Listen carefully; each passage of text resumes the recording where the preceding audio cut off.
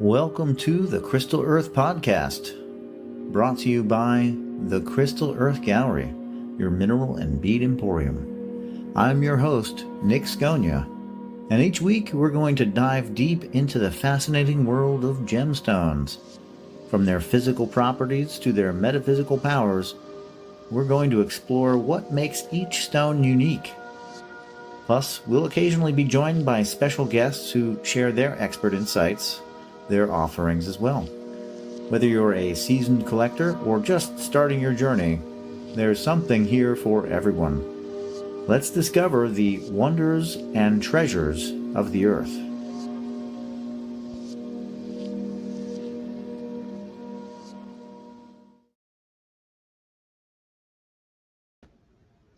Well, and welcome everybody. This is Crystal Earth Podcast. This is Nick Sconia. I'm your host.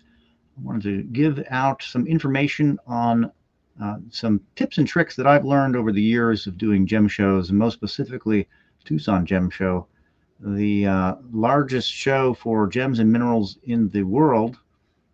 Tucson, Arizona hosts this show. It's 55 shows, really. When we say the show, it's really just the 3 or 4 weeks of the gem show. We wanted to give some tips for this show so that they make your trip a little easier and help you have a little bit of an expectation as to what you're going to find there and how to navigate a little bit. You can see our other video that we put out on the guide for Tucson, the buyer's guide, which is very handy as well. There's a lot of tips in there as well. This video, we're going to be going over the 15 tips that I found are very helpful to know in advance in going to Tucson when you're looking to purchase gemstones and jewelry, home decor. You can find just about all of it in Tucson. So what we're going to do is go over these briefly, give you an idea. If you like this content, you'd like to see more of it, you want to help us, help the Crystal Earth community, please hit the subscribe button, hit the like button, and if you wouldn't mind putting your favorite stone as a comment in the video comment section. So the first tip on going to Tucson, and it should be obvious, but sometimes it isn't, planning ahead. And that's going to encompass a lot of these tips. If you plan ahead, you'll cover most of the tips. That's just how it works. What I would say is figure out what days you're going to Tucson and then make a calendar, put it on your phone, however it works best for you and your system. I personally like the handwritten notes and calendar method, so I carry a notebook. Planning ahead allows you to know exactly what days you'll be there, if you're flying in, where you're flying into, the rental car, etc., the hotel, all of those things. So just kind of get an idea as to what you're doing, what you're going to be looking at. Tucson hosts multiple gem shows in different locations, lots of different interests: beads, jewelry, diamonds, gemstones, high-end, bulk. Research what you're looking for and what's going to match your buying needs the most. Okay, whether you're looking for those high-end stones or the rough material.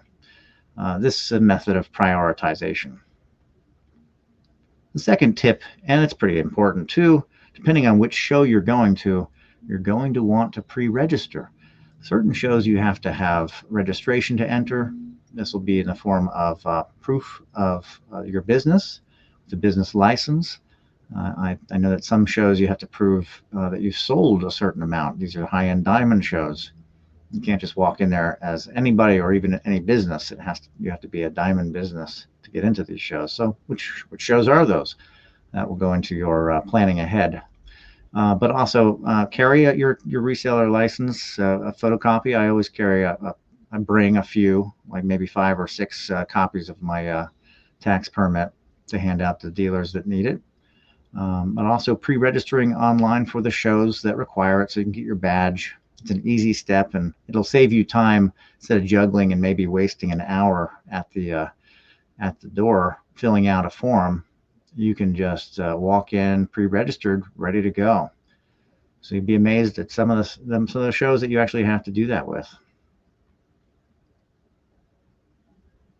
Now, the third tip, it's also should be common sense, but It isn't necessarily. When you get there, you may find a lot of things that you like, and you may go way over what you thought you were going to spend if you didn't think ahead on that and set a budget. So I'd recommend having an expectation of what you're willing to spend, what your needs are, and sticking to that as much as possible. I have gone without a budget and have spent way more than I thought I was going to spend. And that time of year, it's not the best time to be broke. But set a budget, have an idea as to what you're looking to spend. This goes into planning ahead as well, knowing maybe what you're looking to purchase. Now you're going to see things that you didn't expect to see that you're going to want to buy. That's just the way it is. It's a buyer's market. But having an idea as to what you can spend and what you can't, very, very important. What are your business needs? How much do you need to spend? You may find a deal for 500 pounds, but only if you buy the 500 pounds. So just know what you're getting into.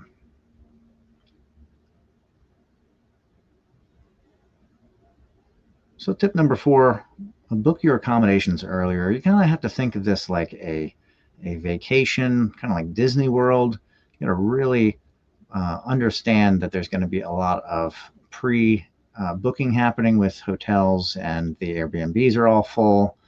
There's around 36,000 people that show up for the show. So most places are full. You'll end up in a hotel that's $50 a night, regularly $25 a night on the off season, right on the highway with noisy windows and who knows what. So plan ahead with this. Book your accommodations early, as many months in advance as possible.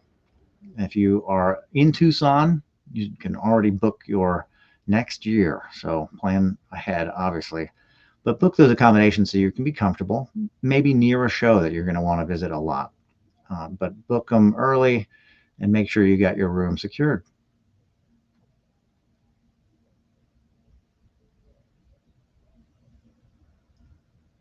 All right, so this tip, again, maybe it's not common sense, but packing light and packing smart, pretty important, depending on what you're going there to do. You're going to want to have an empty bag or 3 so that you can fill those up. If you're flying in, you're going to want to know what restrictions you have as far as weight on the plane. If you're driving in, depends on the size of the vehicle.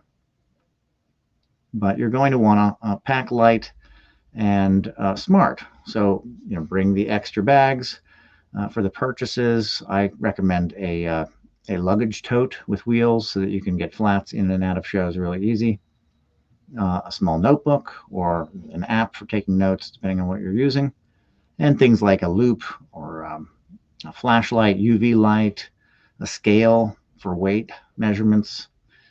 These are things to think about to bring, just side items, but also comfortably. You don't want to overdo what you pack and be too heavy going in and then not have enough wherewithal to get out of there with the extra purchases. And of course, now we're at the next tip here, and it's pretty important as well. Number 6, dress comfortably. Know the weather. This is the desert, so there can be a 30 to 40 degree swing from day to night. So towards the end of the day, when the sun's going down, it's going to get cold. You're going to need a jacket. If you're out at night, it may be very cold. It could be in the 40s, but in the daytime, it could be in the 80s. So you're going to want to dress comfortably for the shows. There may be some walking between shows. You're going to want to have some really comfortable shoes, but also be prepared for things like a sun hat or sunscreen, things like that. Because some of the shows are outside and there is no shade. So you'll be standing out looking at rocks or gemstones or what have you in the sun. So dress comfortably in a way that's suitable for the daytime. And if you're going to go out at night, which I do recommend, make sure you have the clothes to either layer or add a jacket to your outfit so that you can survive those cold desert winds. All right. And now we go on to our next tip, which is going to be pretty important. If you know what you're looking for, you're going to want to prioritize the vendors that you go to, the dealers, because you may end up finding something somewhere else that is more expensive. So you're going to want to make sure you go where you want to go for the item. Uh, if you have a very, very short amount of time that you're able to be in Tucson, say a long weekend, you're going to really want to know where you're going, how you're going to get there, have maps, and make sure that uh, you focus on going to them to get the merchandise or the items that you're specifically looking for. Say you're looking for selenite towers and you have to go to the 22nd Street show, make sure that that is a priority for you. You may also want to, after the fact, look at other places where you can get selenite towers. But just as an example, you may find that where you prioritized to go isn't the cheapest for the item, and you might be able to find it out in the parking lot for cheaper. Who knows? But prioritize these vendors, the dealers, in advance. Have a plan, basically. And then, of course, with these shows, with so many dealers and people selling at various levels of their business, some people just fly in with a suitcase and set up. You're going to want to have cash, and you're going to want to have other options as well. Credit card. I can always carry a checkbook just in case, but cash is very easy. Cash is king. There's a lot of ATMs, but why spend the $5 fee that your bank and their bank will charge you? Bring extra cash. Know again what your budget is. I think the median amount spent by stores is about $10,000. That to me seems pretty excessive, unless this is your only purchase for the only purchase place for the whole year. So make sure you have enough cash to cover for the random vendor that might not be able to take cards. This does happen quite often. Or the helper that doesn't know how to use the credit card machine. They can just pay with cash and move on. Now that gets into another topic. When you're purchasing, planning, etc., you're going to want to stay organized in all of this. You're going to want to keep the receipts, keep the business cards. You might have an item that flies off your shelves or off your tables. You're going to want to make sure you get more of that item. This could go into the next year. You know exactly where they're at, where you bought it, or through the year as a new contact for you for a supplier. So you're going to want to make sure that you stay organized, take photos, make sure that you are aware of what you're purchasing, where you're purchasing it, can you get it again, and of course how much you've spent. You may want to use a dedicated folder for this, or some kind of app in your phone that will help you organize, depending on, again, what level you're at for all that. But you're going to want to track this stuff, track your spending. How much did you spend this year? This all goes into, of course, standard business practice as well. So you're going to want to, know what you're buying, how much you got it for, what your profit margin is, etc. Then a good way to do that is to stay organized when you're purchasing. It can be very difficult to do that at Tucson because of the amount of material there. You're also going to want to time your visits. You're going to want to arrive early to avoid peak crowds at certain shows, and to get the first pick of new inventory. So I've arrived a week late, and the specific products that I was going to get were completely sold out, not available. So you're going to want to arrive early and as soon as possible at the day of opening, if possible, to get in there and get the material if it's a hot item that year or whatever. You're going to want to make sure you get it, right? So get in early, and also if you're going to be outside, you're going to be outside, start early because the sun won't be high, it won't be as hot. Pretty important thing to think about. Again, where you're going to be going to, and is it indoor, outdoor? I'd like to plan my midday and late day indoors, and then get my morning routine with outdoor shows first. And a lot of the dealers will on the outside will be there pretty early as well. 7, 8 o'clock in the morning. Now, of course, this is also something that goes to etiquette here. This is pretty important. Tip 11 is to negotiate, of course, but be respectful in doing that. Many dealers expect some bargaining is going to happen. The more you buy, the better the price, that sort of thing. if you're doing bulk purchases. But be polite and realistic in your negotiations, and remember that you're there as a buyer. They're there trying to make a living, and you may be buying from this person year after year. You leave a really good impression. The following year, second, third year, fourth year, you may actually get even better deals than you did the first time by just your attitude and your approach. Of course, you want to get a good deal, and they know that, and it doesn't hurt to ask. That's what I always say. It never hurts to ask. Whether you can or can't get a deal is a different story. So just be honorable and respectful to the person that is trying to make their living doing what they're doing. But definitely attempt to negotiate, because a lot of times the more you buy, the better the price.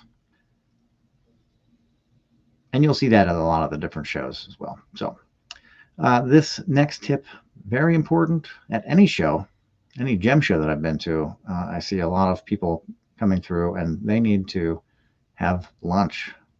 Make sure that you hydrate. Make sure that you bring snacks, something to keep you going if you can't stop for lunch, depending on the schedule.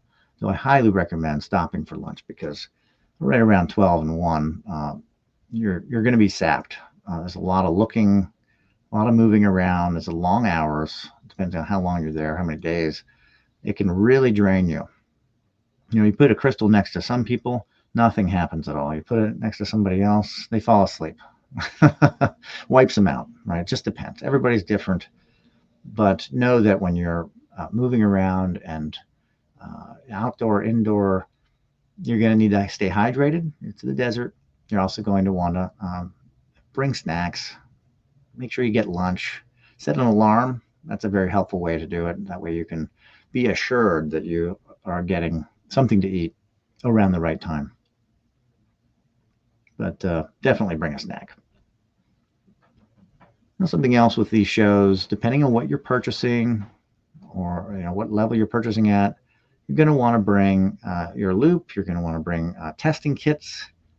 You're not going to want to buy something from somebody not assured of the authenticity if it doesn't have standard authenticity paperwork. You're going to want to test and verify the material that you're getting. You can be assured that a lot of the turquoise you're going to get is probably going to be reconstructed or stabilized or something. If this is important to you, you're going to want to obviously ask ahead of time to look for dealers of repute that you can kind of guarantee some authenticity when they may not have paperwork, or purchase from somebody that you can get that authenticity, that guarantee from. This is very important with diamonds, obviously, and with other gemstones that can be simulated. So you want to make sure that you have the right tools for that, to make sure that you can test for the authenticity of the gemstones. And then remember where you're at. You're in Tucson. You're in the Super Bowl of gem shows. It's a great time to watch the Super Bowl. It's a great time to hang out with other buyers at after parties and dealers at after parties. It's a great time to network. This is the time to network in the industry that you love, the jewelry world, the gemstone world, the beads, whatever you're into. This is the place. This is the place to do it. So mingle and have fun. This is a great event. Lots and lots of people from all over the world go to this event. This is the place to be in February, late January, early February. This is where you want to be hanging out. And there are a lot of talks and things to experience outside of just purchasing. There's after parties that you'll want to go to. There's a lot of music. There's that Gem Jam Festival, I think is still going on. You might want to check out. You're going to want to mingle. You're going to want to see what's going on. These are all crystal gemstone lovers out there, and you're in heaven. So make sure you network. And then one of the more important things as well, at the end of your foray into the gem world, is plan for shipping. If you are going to be purchasing for a store, and you know that you're going to be spending a good amount of money getting a diverse amount of material, it's going to weigh a lot. It's likely not going to fly with you safely, at least, and definitely not in quantity. So you may want to arrange for shipping. I do recommend checking with the person that you're buying the bulk from. They may already have a deal with DHL or something of that nature where you can get it shipped off. But if you're arranging it yourself, UPS usually has stations at Tucson at various locations where you can go and get an estimate on the spot from a UPS ship station, because there is so much shipping going on that they have agents throughout Tucson. But you're going to be doing some big purchases with heavy items. Make a plan. Make sure that your costs allow for that shipping as well. So that's our 15 tips for Tucson Gem Show. And we really, I really want to thank you for listening, and hopefully you learned something from this. This is the whole idea here, is to get some tricks and tips on having a successful gem show. If you did like this, you want to see more content like this, make sure you subscribe. Hit the subscribe button below. Share the content if you found it valuable. We like to talk about crystals here and rocks and gems, and if you do too, we're happy to have you in the Crystal Earth community. Make sure you comment your favorite gemstone. And until next time, my friends, be well.